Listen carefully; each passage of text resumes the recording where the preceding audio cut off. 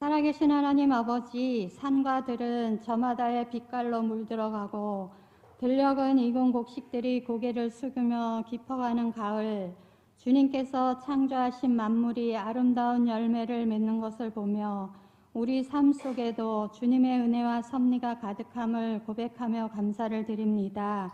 지난 한 주간도 10월 한 달도 지켜보아여 주셔서 이 시간 주님 전에 나와 예배드릴 수 있도록 인도하신 그 크신 사랑에 또한 감사를 드립니다.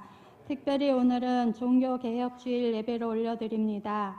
우리의 마음을 새롭게 하시고 교회를 개혁하시며 세상을 변화시키는 복음의 능력을 부어 주옵소서. 오직 은혜로, 오직 믿음으로, 오직 그리스도만을 교회의 머리로 구원주로 높이며 세상의 어떤 이름보다 예수 그리스도의 이름이 존귀하게 되게 하여 주옵소서.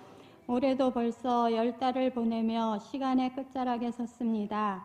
자연은 쉼을 준비하는데 우리는 여전히 세상 일로 바쁘고 조급한 마음으로 살아가고 있음을 용서하여 주시고 성령으로 충만케 하셔서 이제 회개년도 남은 한 달 주신 사명 충성되이 잘 감당하여 한 해 동안 인내하며 기도했던 모든 것들이 주님 뜻 안에서 귀한 열매로 맺혀지게 하여 주옵소서. 역사를 주관하시는 하나님 아버지, 사계절이 뚜렷하고 아름다운 우리 대한민국을 하나님 손에 올려드립니다. 대통령과 위정자들을 불쌍히 여겨주시사 분별력을 허락하여 주옵소서. 욕심을 내려놓게 하여 주옵소서. 여야가 대립을 넘어 국가와 국민을 위해 서로 협력하고 화합하게 하여 주옵소서. 국민들이 평안하고 안전하게 생활할 수 있는 나라로 우리 후손들에게 물려줄 수 있는 그런 나라 되게 하여 주옵소서. 이 땅에서 아무리 많은 것을 누려도 결국 아무것도 가져갈 수 없기에 썩어질 것 대신 하나님 나라의 영광을 추구하게 하시고 하루를 살아도 천국을 소망하며 사는 지혜를 더하여 주옵소서. 하나님의 계획 속에 우리 오리동 제일교회를 세워주시고 29년 동안 같은 말 같은 뜻 같은 생각 같은 비전으로 달려오게 하신 것 참 감사합니다. 소그룹 구역과 대그룹 예배가 건강하게 세워지게 하여 주시고 모든 성도가 평안에 매는 줄로 하나 되어 사랑과 섬김으로 그리스도의 몸된 교회를 더욱 든든하게 세워서 정말로 오고 싶은 그런 교회가 되게 하여 주옵소서.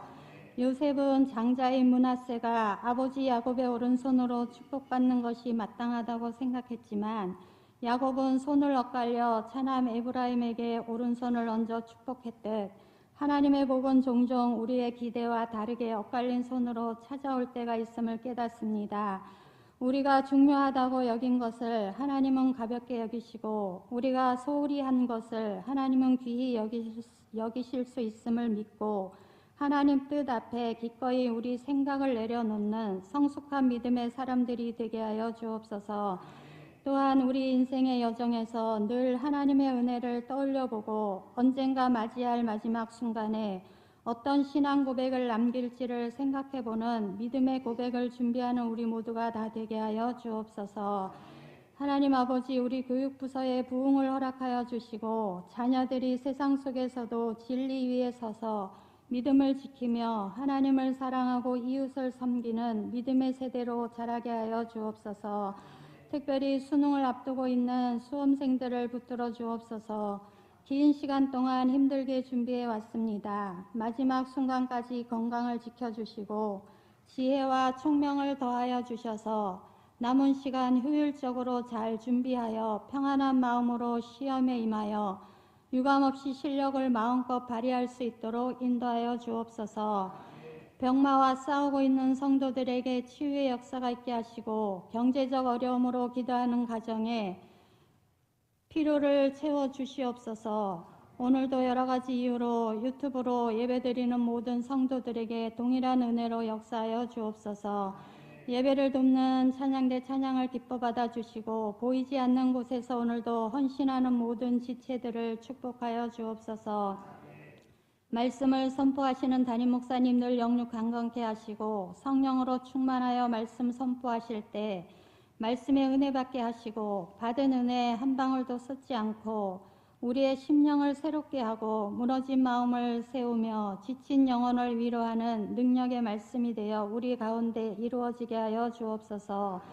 오늘 예배 가운데 생명의 말씀과 기도의 향기, 찬양의 능력으로 가득 차게 하셔서 풍성한 은혜의 시간 되게 하여 주시기를 원하옵고 감사드리며 예수 그리스도의 이름으로 기도드립니다.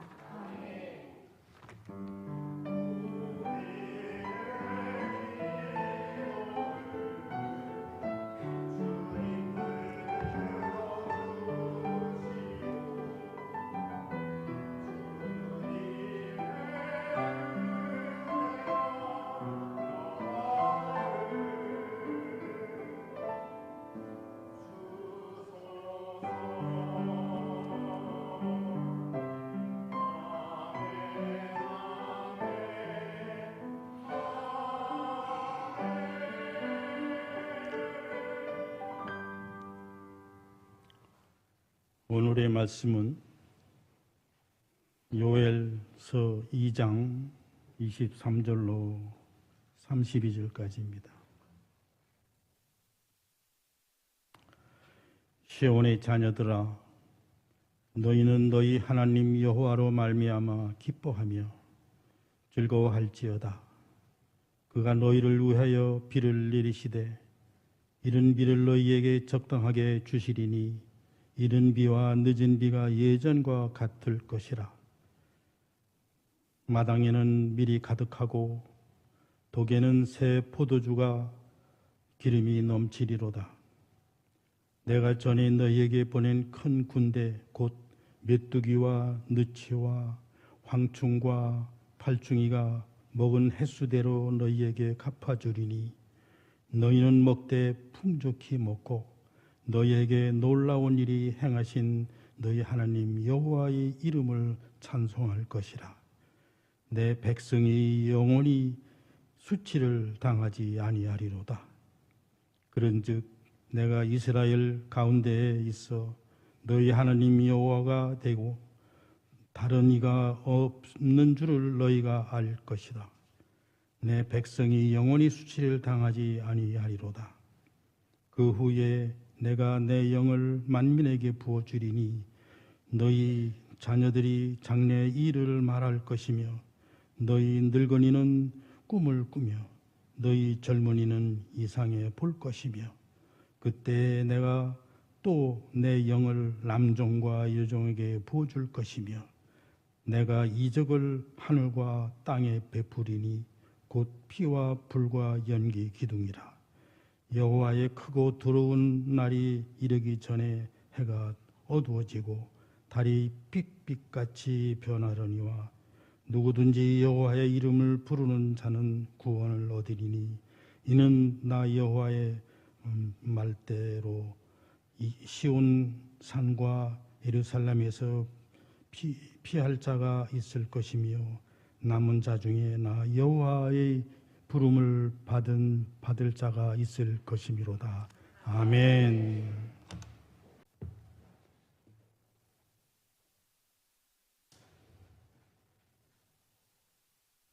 오늘은 종교개혁 508주년 기념하는 그런 주일입니다. 당시에 교회가 바르게 행하지 못했었기 때문에 원래의 모습으로 돌리자는 그러한 의미로 믿음대로 살지 않으니까 오직 믿음, 또 성령의 인도함을 받지 못하니까 오직 성령, 말씀대로 살지 아니하니까 오직 말씀, 이렇게 원래의 모습대로 돌리고자 하는 그러한 마음으로 종교 개혁이 일어났습니다.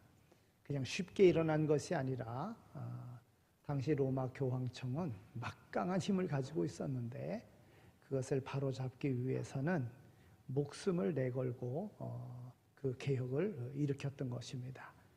결국 개혁이 일어나서 개신교가 생겨나게 되었고 바른 신앙으로 살아갈 수 있게 된 것입니다. 잘못된 것을 바로 세우고자 할 때, 잘못된 것을 원래의 모습으로 돌이키고자 할 때, 사회적인 측면에서는 그것을 개혁이다 이렇게 이야기합니다.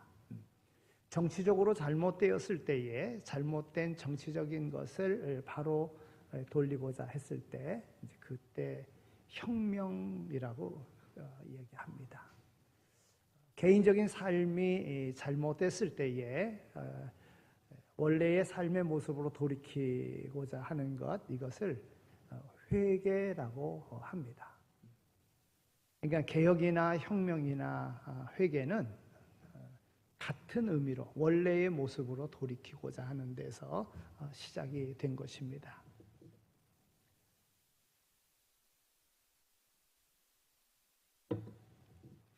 오늘 말씀이 사도행전 2장 17절부터 21절까지 성령을 받고 난 다음에 베드로가 설교한 그 내용 가운데 보면 오늘 본문의 말씀, 이 요엘서 2장에 있는 말씀을 베드로가 설교 가운데 인용했던 것을 보게 됩니다. 예수님을 따르고 또 예수님을 믿는다고 하지만 바르게 믿지 못했었고, 또 예수님의 말씀을 믿고 기도해서 성령의 충만함을 입고 또 복음의 증인된 그런 자리로 갔던 것을 보게 됩니다. 원래 모습으로 돌이키고자, 또 주님이 뜻하신 바를 이루고자 베드로가 설교 중에 바로 이 요엘의 이 말씀을 인용했다 하는 것입니다. 그러니까 요엘 선지자는 요엘서 1장 1절에 있는 말씀을 보면 부드엘의 아들 요엘에게 임한 여호와의 말씀이니라 그랬습니다. 그러니까 요엘과 그의 아버지의 이름이 기록된 것 말고는 달리 성경의 어느 곳에도 기록된 것이 없습니다. 그러니까 요엘이라고 하는 이 이름의 뜻이 여호와는 하나님이시다 이런 뜻입니다. 또 그 아버지 부두엘은 그 뜻이 하나님의 성실 이런 뜻을 가지고 있습니다. 이렇게 볼 때에 경건한 유대인의 가정임이 분명하고, 또 요엘서의 내용 중에 전제, 소제 등 제사 용어가 등장하는 것을 보면 이는 아마 제사장의 가문이었을 것이다 이렇게 추측을 합니다. 요엘은 예수님 오시기 800년 전 분열 왕국 시대 남유다의 선지자였습니다. 그 시대는 대재앙과 대기근이 있었는데 그러한 때에 하나님은 요엘을 통해서 약속하십니다. 또 1장에 있는 말씀을 보면 그 당시에 얼마나 이스라엘 백성들이 어려움을 당했나 하는 것을 기록하고 있습니다. 1장 4절에 있는 말씀을 보면 파충이가 남긴 것을 메뚜기가 먹고 메뚜기가 남긴 것을 느치가 먹고 느치가 남긴 것을 황충이 먹었도다 그랬습니다. 여러분, 메뚜기가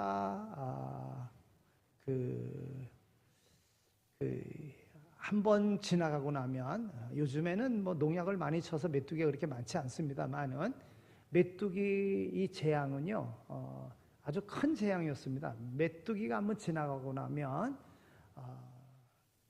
그냥 제대로 남아있을 것이 없을 정도로 다 먹어치우는 거예요.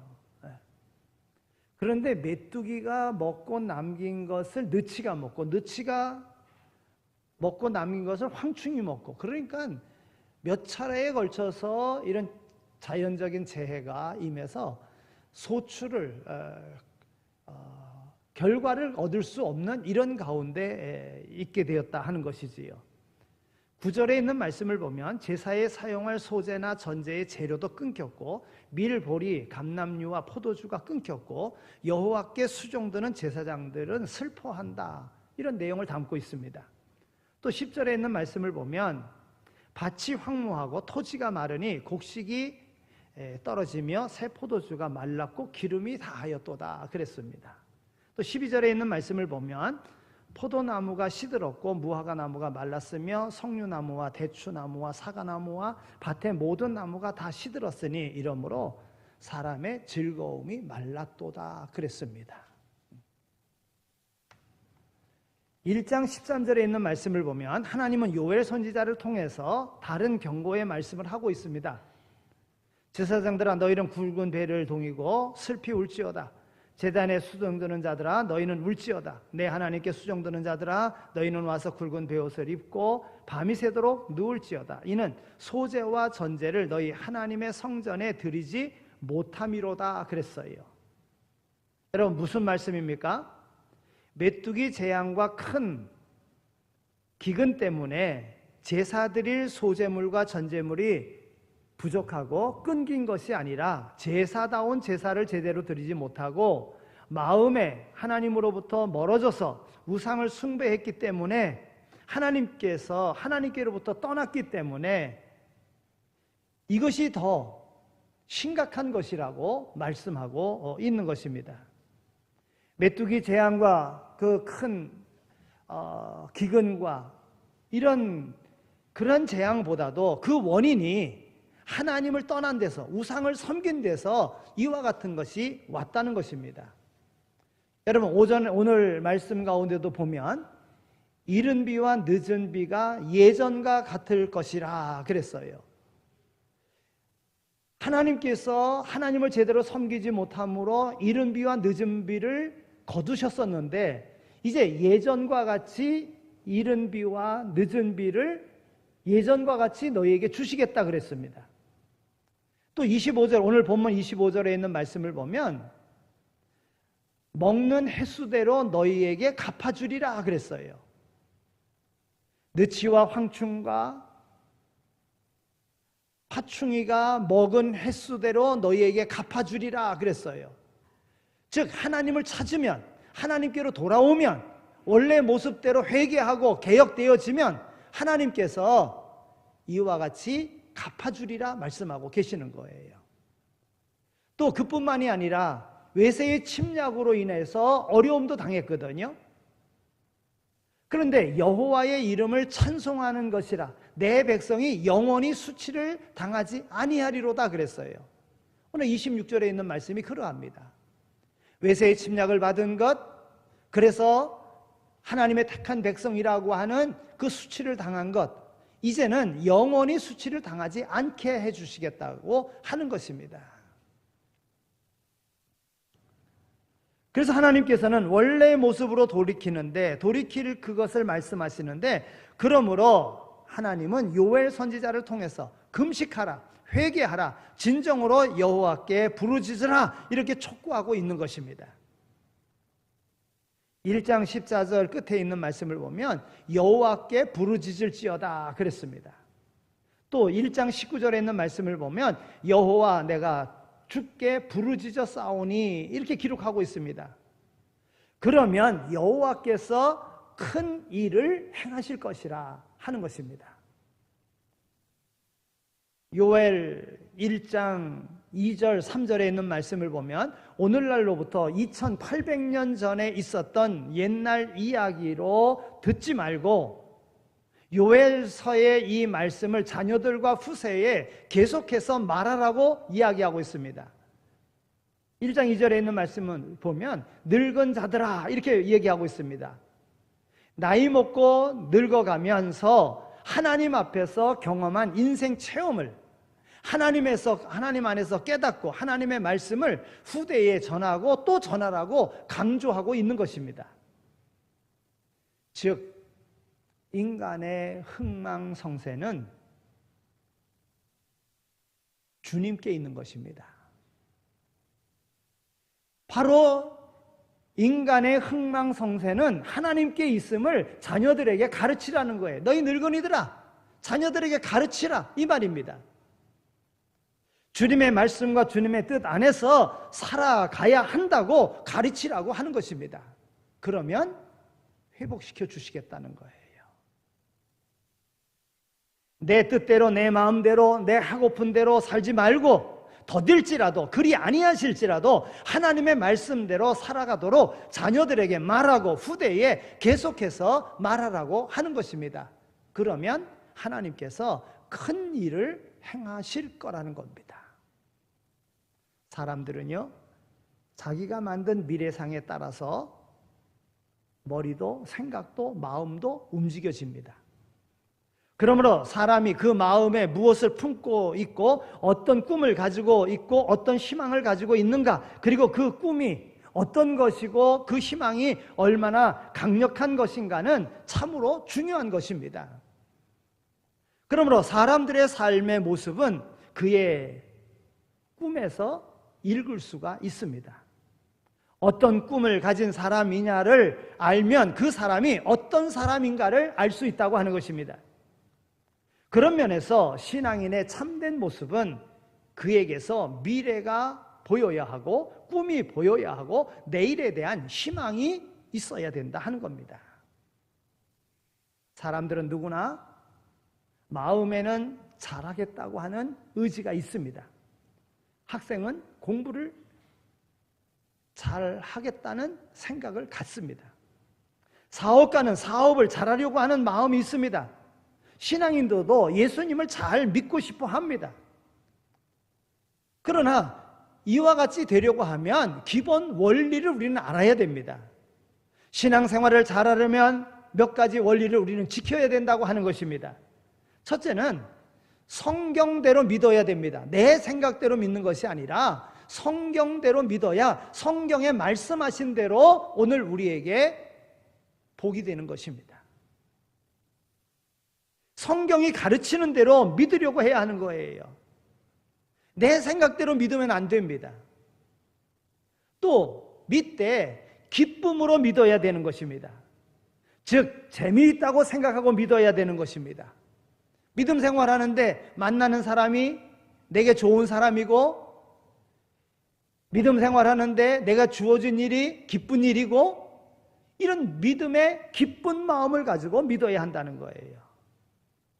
또 만족함으로 믿어야 된다는 것입니다. 불만이 불순종을 만들어내는 것입니다. 긍정적으로 생각하여야 만족할 수 있다는 거예요. 그래서 성경은 우리에게 주신 것을 족한 줄로 알라 그랬어요. 만족함을 가지고 믿어야 돼요. 내게 주신 것 족한 줄로 알고, 그리고 신앙생활할 때 하나님은 은혜 위에 은혜를 더하시는 겁니다. 또한 믿을 때에 처음부터 성령의 은혜를 받고 믿어야지만이 되는 겁니다.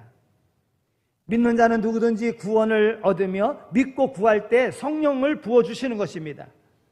성령을 주신다는 것을 약속하셨지 않습니까? 23절에 있는 말씀을 보면 이른 비와 늦은 비가 전과 같을 것이라 그랬습니다. 여기 늦은 비는 말세에 부어주실 성령을 말하는 것입니다.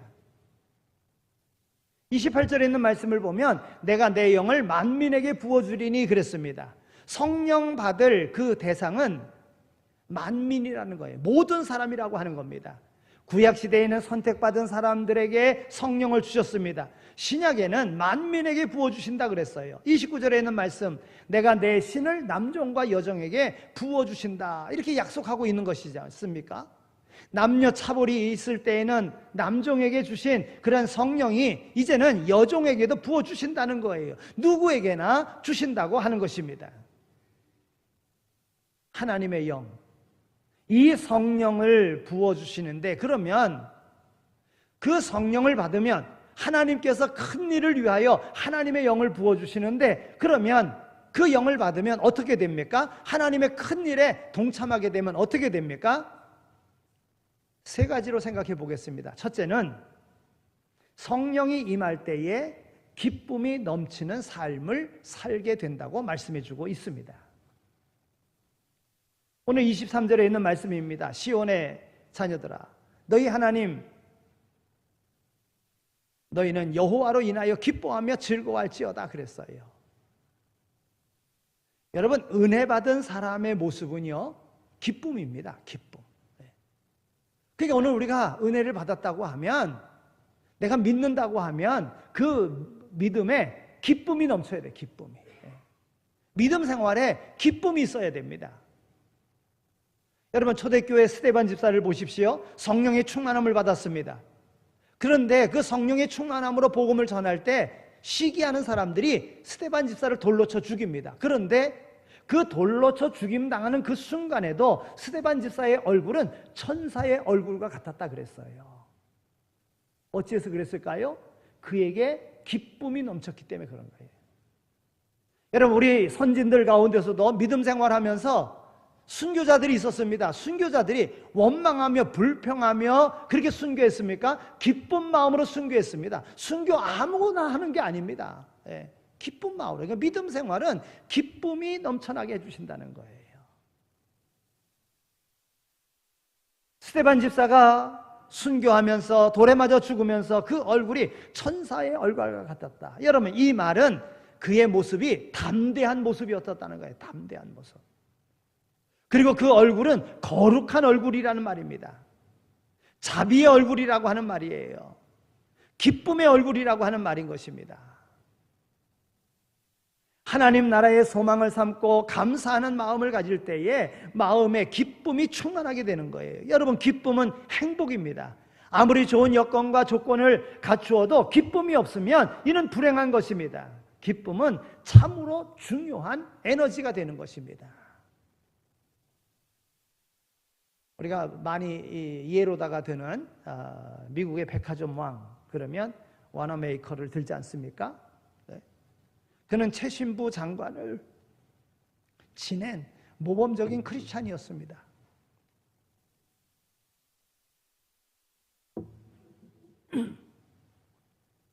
그는 최신부 장관을 지내면서 교회학교, 주일학교 교사로 봉사했다는 것입니다. 삶을 성공적으로 산 사람입니다.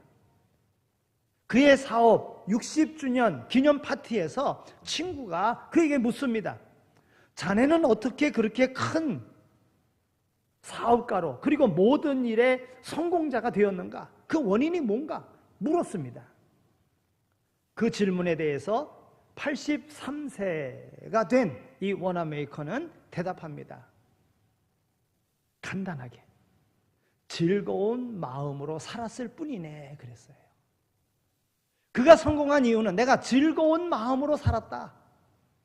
여러분, 사업을 하는데 왜 어려운 일이 없었겠습니까? 그런데 기쁨으로 했다는 거예요. 즐거운 마음으로 했다는 거예요. 그래서 결국은 성공하게 되었다고 하는 것이지요. 우리가 잘 아는 대로 기쁨으로 살면 건강해집니다. 여러분, 사람들의 관심이 건강 아닙니까? 건강을 위하여 사용하는 그런 방법, 운동요법이 있습니다. 자꾸 움직이면 건강해진다고 하는 것이지요. 식이요법이 있습니다. 자기 체질에 맞는 음식을 먹고 소식하고 영양을 골고루 섭취하면 된다는 것입니다. 그러면 건강하다는 거죠. 그러나 좋은 게 있습니다. 그것은 심리요법입니다. 마음을 편하게 가지라는 것입니다. 약물요법도 있습니다. 적당한 약을 사용해야 된다고 하는 것입니다.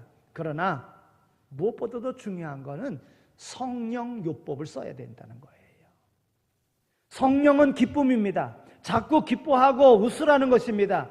웃음은 생리적 효과를 가져옵니다. 면역력을 강화시켜줍니다. 육체적인 고통을 완화시켜줍니다. 기뻐하고 웃으면서 식사를 하면 살이 찌지 않는다고 합니다. 감기에도 덜 걸린다고 합니다. 위산을 줄여주고 암의 확산을 늦춰준다고 합니다. 수명을 연장시켜준다고 합니다. 정신없는 사람, 즉 미친 사람, 전 어폐가 있습니다마는 아픈 거 봤습니까? 자꾸 웃으니까 건강하게 되는 거예요. 여러분, 어린 아이들이 예쁘지 않습니까? 왜 예쁩니까? 잘 웃기 때문에 그런 거예요. 하루에도 400번 이상 웃는다고 합니다. 그러니까 예쁘게 보이는 거예요. 그러다가 나이가 들어가면서 갈수록 웃음이 적어지는 거죠. 웃는 얼굴에 침 뱉겠느냐 이런 말이 있지 않습니까? 웃는 얼굴이 보기 좋은 거예요. 그리스도인들의 얼굴에 기쁨이 있을 때에 매력이 넘쳐나는 거예요. 네?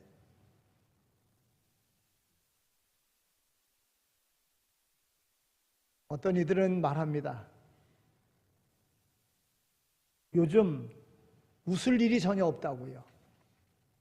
좀 그렇기도 하죠. 네. 그러나 성령이 충만하면 기쁨이 주어지는 거예요. 네. 그러니까 기쁨의 이유를 찾아야 되는 거예요. 내가 왜 기뻐해야 되는가? 네. 그렇게 보면 오늘 우리에게는 기뻐할 이유가 너무나도 많이 있습니다. 구원받고 하나님의 사랑을 받고 있다는 것 기뻐해야 됩니다. 내가 주님께 쓰임받고 있다는 것 기뻐해야 됩니다. 무엇보다도 성령이 충만할 때 기쁨이 온다 그랬는데 하나님의 영이 내 안에 역사한다는 것을 생각하면 우리는 기뻐하지 않을 수가 없습니다. 성령은 사랑입니다. 성령은 희락입니다. 즉 기쁨입니다. 성령 받은 사람들은 모두가 기뻐합니다. 성령 충만하여 항상 기뻐하면서 사시기를 바랍니다. 기쁨은 공부해서 얻는 게 아닙니다. 낙천적인 삶을 산다고 하여 온전한 기쁨이 주어지는 게 아닙니다. 주 안에서 살 때만이 기쁨이 온다는 거예요. 가난하여도 실패하여도 지속적인 기쁨을 우리는 누릴 수 있습니다. 기쁨은 고난을 극복합니다. 핍박이 와도 기뻐할 수 있다면 승리할 수 있습니다. 성령의 지배를 받으면 환하고 아름답게 살아가는 복된 그리스도인이 될 수가 있습니다. 그런 그리스도인들이 되시기를 축원합니다. 두 번째는 성령이 임하였을 때 꿈을 꾸게 된다고 하는 것입니다. 오늘 28절에 있는 말씀을 보면 그 후에 내가 내 신을 내 영을 만민에게 부어주리니 너희 자녀들이 장래일을 말할 것이요 너희 늙은이들은 꿈을 꾸며 너희 젊은이들은 이상을 볼 것이며 그랬습니다. 하나님께서는 축복하시기 전에 먼저 꿈을 주십니다. 여러분 아브라함에게 하나님이 먼저 꿈을 주셨잖아요. 네? 하나님은 아브라함에게 하늘을 보라 그랬어요. 하늘을 보라. 하늘에 뭐가 있느냐? 많은 별들이 있었습니다. 하나님은 아브라함에게 하늘을 보며 살라 그랬어요. 하늘을 보며 살면서 꿈을 꾸게 한 거예요. 하나님은 하늘을 보며 무수한 별들을 보며 그렇게 살아가는 아브라함에게 내가 내 자녀를 하늘의 별과 같이 많게 해주겠다 그렇게 말씀하신 것입니다. 여러분 이 사람이라고 하는 이 말이요 헬라 말로는 안드로포스입니다. 안드로포스 헬라 말로. 근데 이 말의 뜻은 위를 바라보는 존재다 그런 뜻입니다. 그러면도 인간은 타락한 이후에 하늘을 바라보는 것이 아니라 땅을 바라봅니다. 세상을 바라봅니다. 땅의 것을 추구합니다. 하늘을 바라볼 때 비전이 생겼는데 그래서 하늘의 별을 하늘의 달을 바라보면서 하나님께서 아브라함에게 너희 자손을 하늘의 별과 같이 많게 해주시겠다 그랬는데 사람들이 하늘을 보는 것이 아니라 땅을 봅니다. 세상을 봅니다. 그러니 꿈이 생기질 않죠. 염려와 걱정만 오는 거죠. 여러분 꿈이라고 하는 것은 미래에 대한 그림입니다. 설계도입니다. 하나님이 그려주신 그 그림이 바로 비전인 것입니다. 사람은 꿈을 먹고 사는 존재라고 말합니다.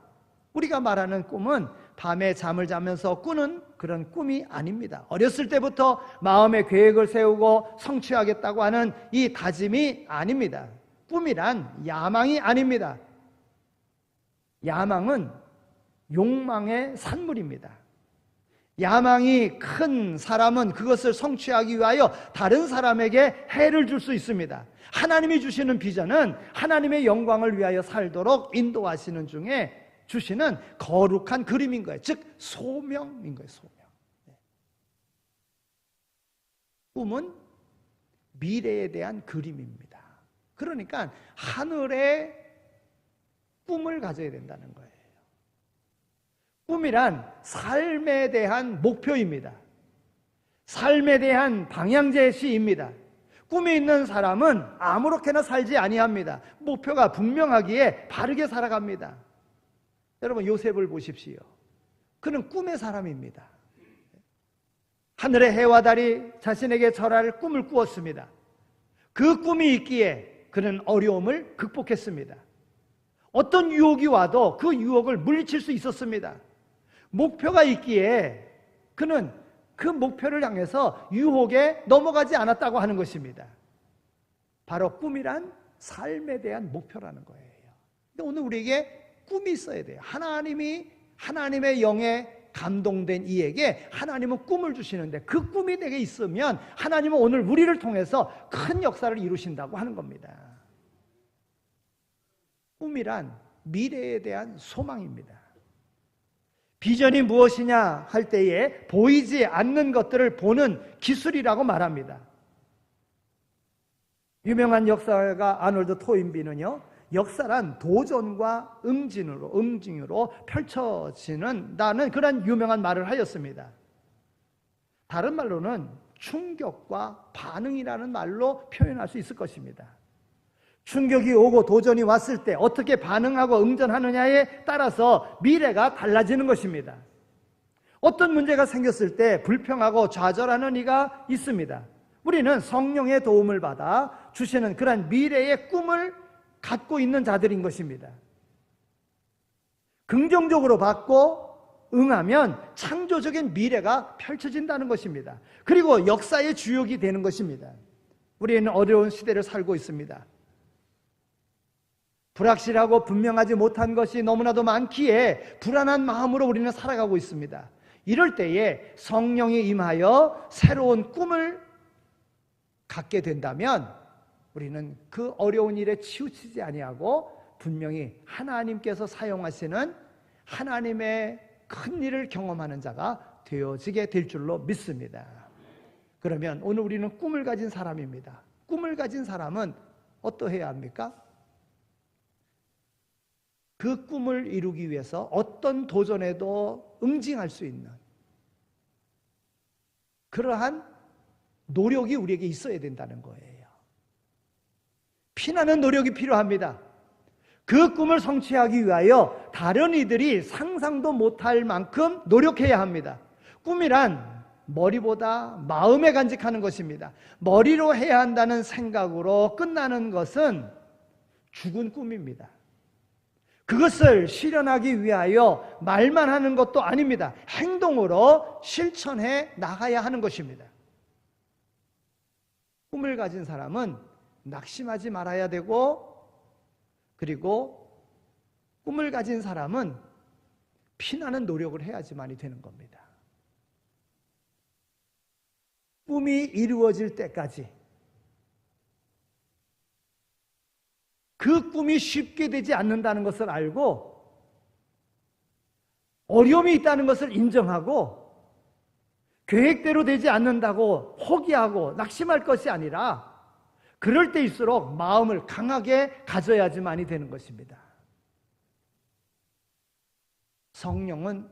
하나님은 오늘 우리에게 꿈을 주십니다. 성령이 주시는 꿈을 가진 이러한 사람은 어떠한 것도 이길 수가 있습니다. 따라서 성령을 부어주리니 말씀하시는데 그 성령을 우리가 받으면 되는 거예요. 성령이 임하면, 마지막으로 생각할 부분인데요, 성령이 임하면 기적이 일어나는 거예요. 이적이 일어나는 겁니다. 오늘 30절 말씀 우리 함께 읽겠습니다. 자, 30절 말씀을 읽겠습니다. 30절 말씀입니다. 시작.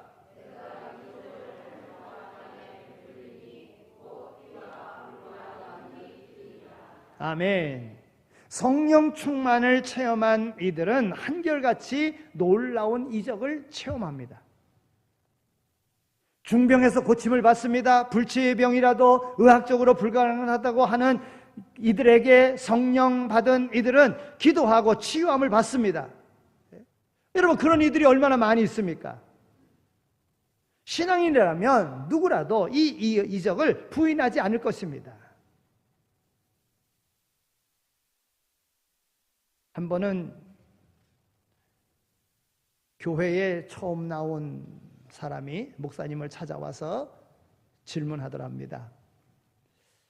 하나님은 예전에는 많은 기적을 일으키셨는데 왜 계속하지 아니하시는 거지요? 라고 물었습니다. 그를 바라보던 목사님이 이렇게 대답했습니다. 하나님은 매일같이 기적을 행하십니다. 그런데 사람들이 너무 바빠서 그걸 바라볼 수 없기 때문에 그 기적을 느끼지 못하는 겁니다. 그랬대요. 그랬더니 그러면 오늘날 이루어지는 기적이 뭡니까? 라고 또 질문했어요. 이 목사님께서 성령이 임하면 기적이 나타나는데 그것은 바로 변화입니다. 그것도 자신의 변화입니다. 물론 기적이라고 하면 과학적으로 증명되지 않는 초자연적인 어떤 사건을 말합니다. 그러나 진정한 기적은 사람을 변화시키는 겁니다. 그랬다는 거예요. 여러분, 우리가 예수 믿을 만한 자격이 있습니까? 오늘 우리가 구원받을 만한 무슨 공로가 있습니까? 그런데 오늘 우리의 마음이, 생각이 나는 천국에 간다 믿잖아요. 기적입니다. 예수 믿게 된 것 기적입니다. 오늘 이 시간 이렇게 나와서 하나님 앞에 예배 드린다는 것 기적입니다.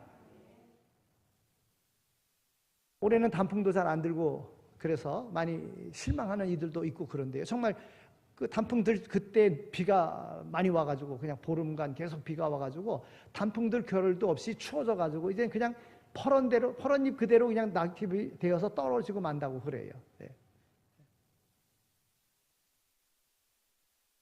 여러분 갈 데가 얼마나 많이 있습니까? 지역마다 뭐 꽃 축제 하느니 뭐 얼마나 갈 데가 많이 있습니까? 뭐 먹거리 축제 뭐 온갖 많은 것들을 합니다. 지역마다 특색을 살려서 많은 축제가 있어. 볼거리가 많습니다. 구경거리가 많습니다. 그런데도 불구하고 여기 나와 있다고 하는 것, 하나님 앞에 예배드린다는 것 기적 중에 기적인 줄로 믿습니다. 왜 나와 있습니까? 하나님이 오늘 우리를 구원하신다니까요. 하나님이 오늘 우리에게 영원한 하나님의 나라를 우리에게 주셨다니까요. 기적이죠. 우리의 삶이, 우리의 생각이 변했어요. 어떤 사람이 말하기를 예수님의 행하신 기적 중에 기적은 예수님의 제자들을 변화시킨 것이다 그랬어요. 여러분 예수님의 제자들이 어떤 사람들입니까? 무식하기 짝이 없는 사람들이에요. 어부 출신들이 7명이나 됩니다. 그런데 그들이 변화돼가지고 목숨 걸고 복음 전하는 자들이 됐잖아요. 그 사람을 변화시킨 거 이게 기적입니다. 베드로는 진흙에서 반석으로 되었습니다. 요한은 온 마을을 불사를 자고 말하던 과격한 성품의 사람이었습니다. 그런데 요한 사도는 사랑의 사도가 되었습니다. 사람을 변화시킨다는 거 쉽지 않습니다. 그러나 자신의 변화야말로 대단한 기적인 거예요. 힘으로 되지 않고 능으로도 되지 않습니다. 오직 성령으로 된다는 거예요. 제가 좋다고 제 설교 듣기를 그냥 쉬지 않고 오늘날까지 오신 여러분들도 기적입니다. 오늘 우리의 변화야말로 기적인 거예요. 성령이 임하여 자기 자신이 변화되는 이 기적이 매일매일 일어날 수 있게 되어지기를 소망합니다. 하나님이 쓰십니다. 오늘 우리에게 변화되어야 될 것이 있습니다. 무엇이 변화되어야 됩니까? 우리의 가치관이 이제 변화되어야 됩니다. 마음이 달라지지 아니하였는데 무엇을 기대할 수 있겠습니까? 그러나 성령이 임하면 이것이 달라집니다. 예전에는 친구가 우선이었고 가족이 우선이었고 마음대로 내가 원하는 것을 우선으로 했습니다. 그러나 이제 마음으로부터 주님이 제일이 되었습니다. 이것은 변화입니다. 이것은 기적입니다. 나는 예수 위에서 살다가 죽으리라. 여러분 이런 자세로 우리는 살아야 됩니다. 이런 변화가 일어나야 됩니다. 가치관이 변화되어야 된다는 거예요. 두 번째는 오늘 우리의 언어가 변화되어야 됩니다. 신앙인들이 무엇으로 상처를 받습니까? 언어 때문에 상처를 받습니다. 말 한마디 잘못하여 상대의 가슴에 비수를 꽂는 일이 얼마나 많이 있었습니까? 성령이 임하면 방언을 하게 되는 거예요. 방언이 뭡니까? 언어의 변화된 모습 아니겠습니까? 다른 사람에게 위로가 되는 말을 해야 합니다. 격려를 해야 됩니다. 축복하는 말을 해야 됩니다. 말이 변화되어야 된다는 거예요. 세 번째는 생활이 이제 변화되어야 됩니다. 예수 믿고 사는 사람들의 생활이 달라져야 합니다. 그러면 우울하지 않습니다. 삶이 변화되어야 이것이 바로 기적의 출발점이라고 하는 거예요. 사람들은 그리스도인들의 삶에서 변화된 이적을 보기를 원합니다. 믿는 사람들의 변화된 삶을 통해서 믿기를 원한다는 거예요. 기대한다는 거예요. 근데 믿는 사람들이 변화되지 않습니다. 그러니까 똑같은 거예요. 자신들의 삶과. 그러니까 하나님께로 오지 않는 거죠. 사랑하는 성도 여러분, 성령이 임하는 역사가 있어야 합니다. 성령 받기를 사모하면 성령이 임합니다. 약속을 믿고 기다리면 분명히 정한 때에 하나님께서 우리를 찾아오십니다. 우리는 뜨겁게 기도해야 합니다. 하나님이 기뻐하시지 않는 죄의 그 모든 요소들을 과감하게 청산하시기 바랍니다. 부자련하고 신령한 욕심을 가지시기 바랍니다. 하늘의 소망으로 사시기를 바랍니다. 그러다가 성령이 충만하게 임하여 새로운 비전을 보면서 기쁘게 수많은 기적을 행하며 살아가는, 하나님 앞에 하나님의 큰 일을 하시고자 할 때 하나님 앞에 쓰임받는 귀한 하나님의 종들이 다 되시기를 축원합니다. 하나님 감사합니다. 저희들을 이렇게 사랑해 주셔서 이 거룩한 주일 하나님 전에 나와 예배드리게 하여 주시니 감사합니다. 하나님은 오늘 우리를 통하여 기적의 주인공으로 삼기를 원하시는데, 우리가 하나님을 떠나고 우상을 섬기고 그로 인하여 재앙 가운데 항상 우울한 마음으로 불평 가운데 살아가고 있습니다. 이제 개혁되어지기를 원합니다. 이제 회개하기를 원합니다. 하나님의 마음을 알게 하여 주시고 변화되어 하나님의 뜻을 이루며 살아가는 하나님의 큰 일의 주인공으로 살아가는 우리 모두가 다 되게 하여 주옵소서. 감사합니다. 예수 그리스도의 이름으로 기도드립니다. 아멘. 우리 신은식 집사님의 색소폰 연주로 봉헌하도록 하겠습니다.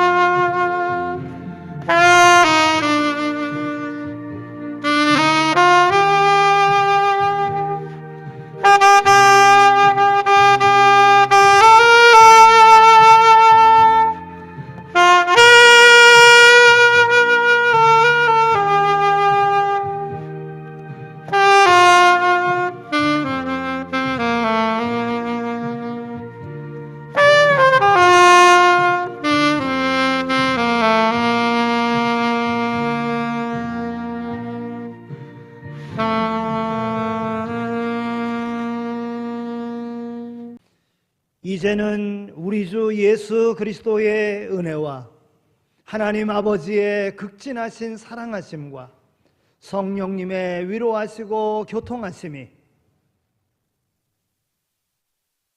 우리를 부르시고 우리로 회개케 하여 주시사 하나님 우리에게 주시는 성령의 역사하심으로 하나님의 큰 일에 우리를 사용하고 계심에 확신을 가지고 삶의 현장에서 생명과 복의 통로가 되었음을 확신하며 맡겨진 일 충성되이 잘 감당할 것을 마음에 다짐하며 세상으로 나가는 이 자리에 참여한 모든 이들 가운데 이제로 영원히 함께 하시길 간절히 축원하옵나이다. 아멘.